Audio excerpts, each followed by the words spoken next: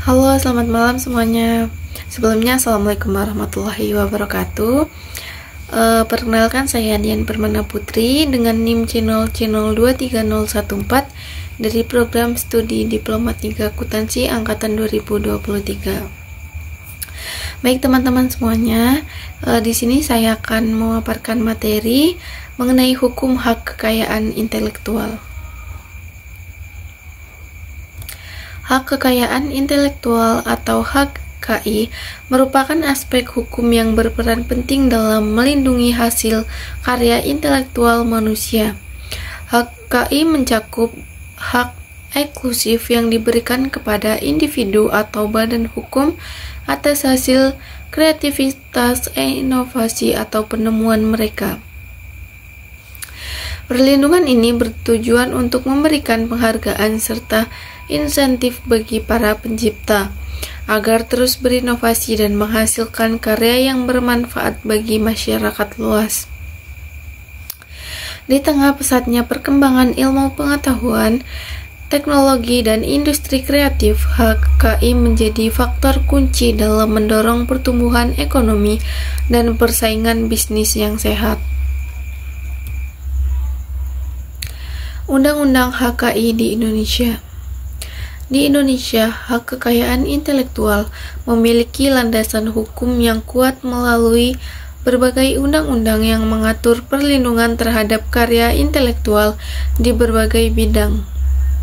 Undang-Undang Nomor 28 Tahun 2014 tentang Hak Cipta memberikan perlindungan bagi pencipta dalam bidang seni, sastra, dan ilmu pengetahuan, termasuk buku, musik, film, program komputer, dan karya seni lainnya. Hak cipta ini mencakup hak ekonomi yang memungkinkan pencipta memperoleh manfaat finansial serta hak moral yang melindungi reputasi pencipta. Undang-Undang Nomor 13 Tahun 2016 tentang Paten mengatur perlindungan bagi invensi atau penemuan yang memiliki kebaruan, langkah inventif, dan dapat diterapkan dalam industri.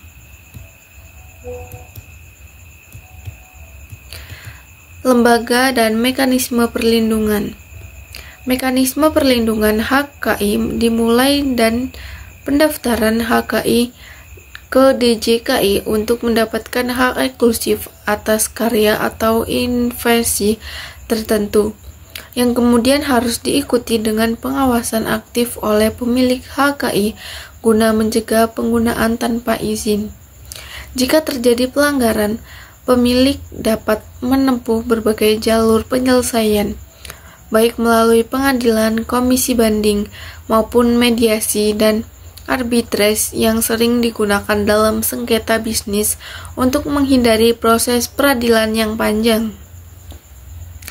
Dalam kasus pelanggaran skala besar, aparat penegak hukum dapat mengambil langkah tegas dengan melakukan penggerbekan, penyitaan barang palsu, dan proses hukum terhadap pelaku guna memberikan efek jera serta menjaga keadilan bagi pemilik HKI.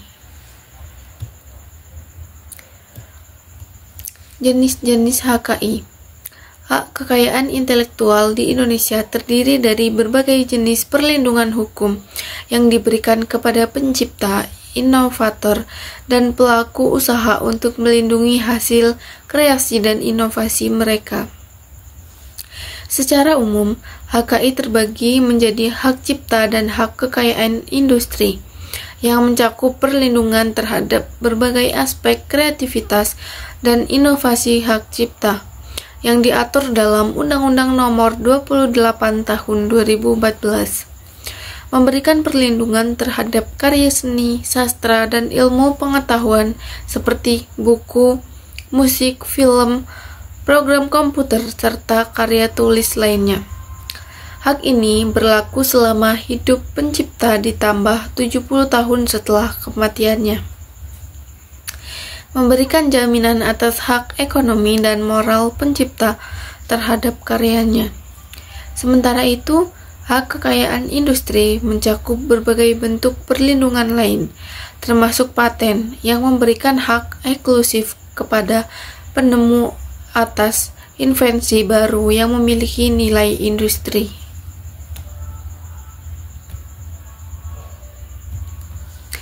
Peran organisasi internasional dalam HKI. Organisasi internasional memainkan peran krusial dalam perlindungan hak kekayaan intelektual dengan menetapkan standar global, memfasilitasi kerjasama antar negara, serta memastikan adanya sistem yang adil dan efektif dalam melindungi hak pencipta dan inovator di berbagai sektor industri. WIPO sebagai badan khusus Perserikatan Bangsa-Bangsa atau PBB bertanggung jawab dalam mengembangkan kebijakan dan regulasi internasional terkait HKL. WIPO mengelola berbagai perjanjian penting seperti Konvensi Bern pada tahun 1886 mempermudah pendaftaran paten di banyak negara sekaligus, serta sistem Madrid yang memungkinkan pendaftaran merek dagang secara global.